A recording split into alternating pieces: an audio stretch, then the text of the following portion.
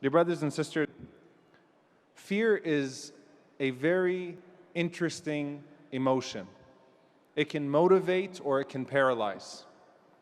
It can be productive or it could be destructive, depending on who you fear, why you fear, and what you fear. That fear is either praised in the Quran or it is looked down upon when it becomes paralyzing and destructive and leads you to nowhere but despair. The default of fear is that it is a paralyzing emotion. It needs hope in order for it to be productive. But I want to start off based on a hadith with Anas ibn Malik radiallahu anhu describing the Prophet sallallahu alaihi wasallam.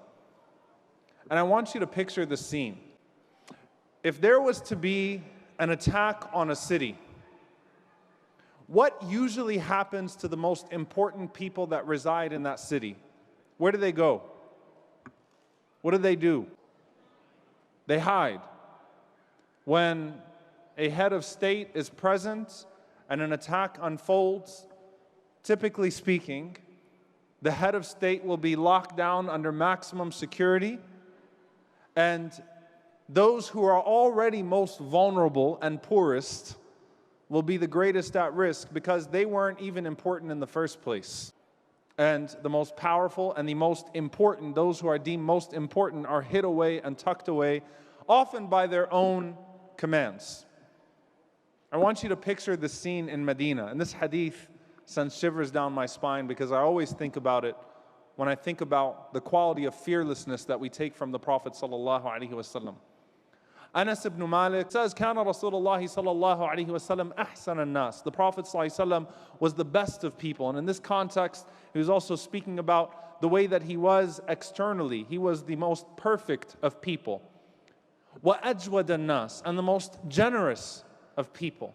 Wa ashja' an-nas, and the most courageous of people.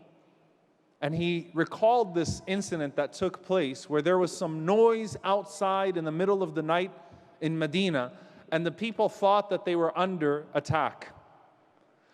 So when Medina is under attack, where do you think the Prophet ﷺ should go? What do you think the protocol should be? Shouldn't everyone surround the house of the Prophet ﷺ and make sure that he's protected? Medina's supposedly under attack, and he said, and we came out and we see the Prophet ﷺ riding on his horse, unstrapped to it. So the Prophet ﷺ is completely unrestrained on this horse, and he has his sword in his hand, and the Prophet ﷺ is riding around to make sure that whatever came would be deterred. And the Prophet ﷺ says to the companions, says to the people of Medina, "Lam tura'u, lam tura'u." Do not be afraid, do not be afraid. Ali radiallahu anhu says that when the battle would become toughest, when it would become hottest, and when we would be utterly exhausted, the people would hide behind the Prophet, peace be upon him, in battle. He was the nearest to the enemy. Al-Bara said that the bravest of us would only be standing next to him, sallallahu alaihi wasallam. What was it about the Prophet sallallahu alaihi wasallam that gave him such courage and such composure in the face of things that would usually cause people absolute fear? And fear is a more comprehensive emotion in the Quran. There are different things that you fear. Some people fear death. And you sound radical when you tell people not to fear death, until you can throw in a Socrates quote which exists, or a quote from Plato, or a quote from Dr. Martin Luther King, who said that if you haven't found something worth dying for, then you're not really alive. But when the Prophet ﷺ says that the nations will gather against you and feast on you at a table, and fear, al-wahn, will be placed in your heart. And the companion said, what is al-wahn? The Prophet ﷺ said, hubb ad-dunya wa karahiyat al-maut. To love the world too much and to hate death too much. That doesn't make us a death cult. You can find similar sayings in context to the same effect, that if you haven't found something that gives you absolute resolve in the face of things that should make you scared, then you need to reconsider what it is that you're living for in the first place. What was it about the Prophet ﷺ that he didn't fear the snares of the people and the stares of the people and the smears of the people? Allah describes that as a legitimate fear in the Quran, the fear of being outcast. وَلَا يَخَافُونَ لَوْمَةَ لَائِمٍ. They're not afraid of the blame of the blamers. We're not worried about being outcasts.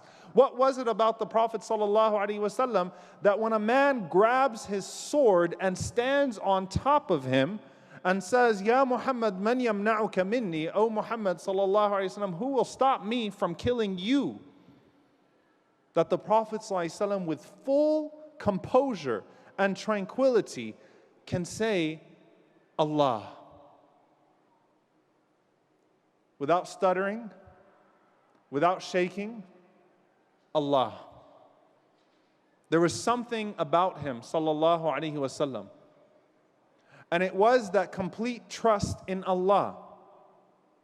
That nothing was worth fearing but Allah. That no consequence that would be faced for his sake is to be feared either. What's the worst that they could do to you? What's the worst that they could do to you when you're living for Allah subhanahu wa ta'ala? If they kill you, it's shahada, it's martyrdom. Whatever they do to you, if they slander you, then Allah will glorify you and raise you. What's the worst that they could do to you? That's that fearlessness that was in the voice, the unquivering voice of Ibn Taymiyyah rahimahullah when he said, what can my enemies do to me? My garden is in my heart. Jannah is in my heart. You can't take it away. They kill me, it's martyrdom. They deport me, then it's a chance to reflect on the signs of Allah. And if they leave me in isolation, then it's a chance to be in seclusion with Allah.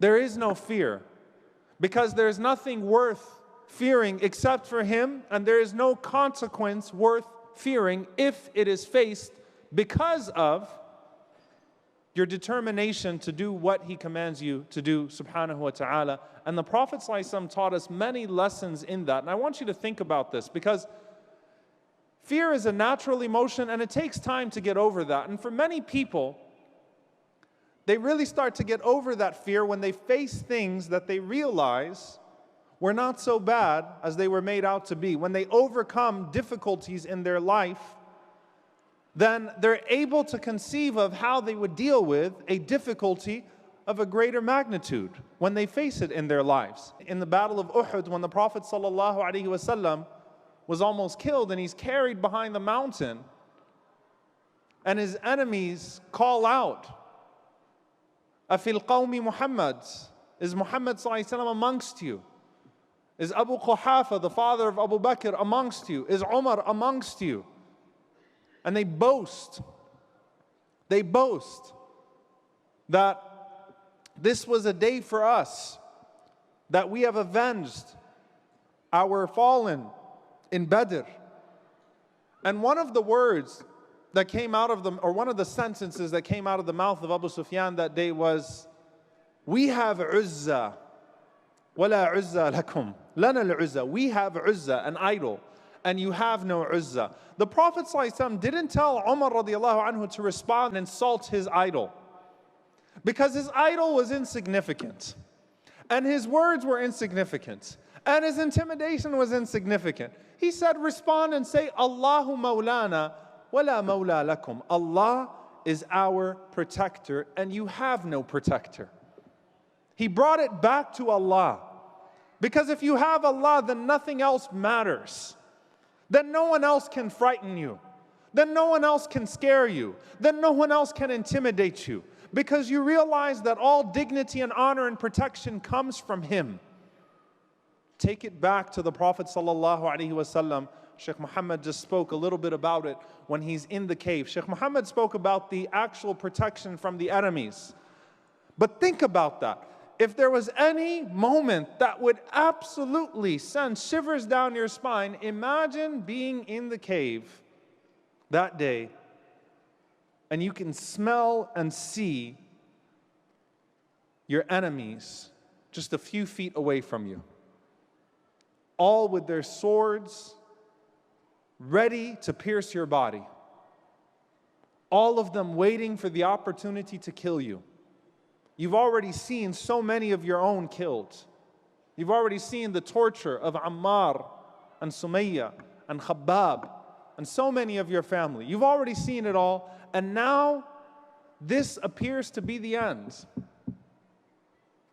And Abu Bakr radiallahu ta'ala anhu started to fear, not for himself, but for the Prophet sallallahu alaihi wasallam. And the Prophet sallallahu alaihi wasallam says to him with full composure, "La tahzan, inna Allah ma'ana."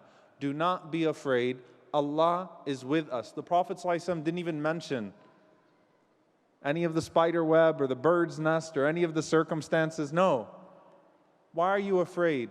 Allah is with us. La tahzan, inna Allah ma'ana. فَأَنزَلَ اللَّهُ سَكِينَتَهُ عَلَيْهِ. And this is such a beautiful effect of the Quran here. Allah specifically says He cast down tranquility on his heart. And Allah knows best, but the scholarly interpretation that his heart is referring to Abu Bakr here. That He cast down tranquility on the heart of Abu Bakr. Abu Bakr already had ikhlas. He was already sincere. He was already truthful. But Allah settled his heart and put tranquility. When you have that composure, as you look around you and everything is meant to intimidate you, everything is meant to threaten you, everything is meant to shock you, but on the inside, you're growing that trust in God to where it doesn't even faze you anymore. Everything around you right now is meant to intimidate you. All of the news cycles, all of the politicians' words, all of these threats, all of the incidents that are taking place, it's meant to scare you. The greatest way to resist that is to build that trust in Allah subhanahu wa ta'ala. How you do that is by centering Him in your life in times that are not frightening, so that you will have Him in times that are frightening. And that's what the Prophet sallallahu alaihi wasallam taught, that remember Allah in your times of prosperity and Allah will be with you. Be with Allah in your prosperity, Allah will be with you in your adversity. That's not just referring to, I know you always hear that at the fundraiser, that's not just referring to your financial capital or the money that you have. When you have money, be generous and give, so that when you don't or when you're in a hard time, Allah will send money to you. Be with Allah in prosperity, Allah will be with you in adversity. Be with Allah in times when you're not afraid, and Allah will know you and be with you in times that you are afraid. But center Allah in your life. And as a community, we need to center Allah subhanahu wa ta'ala once again in our discourse. And remind ourselves that Allahu Mawlana wala mawla lahum. Allah is our protector and they have no protector. Jazakumullahu khairan. Wassalamu alaikum wa rahmatullahi wa barakatuh.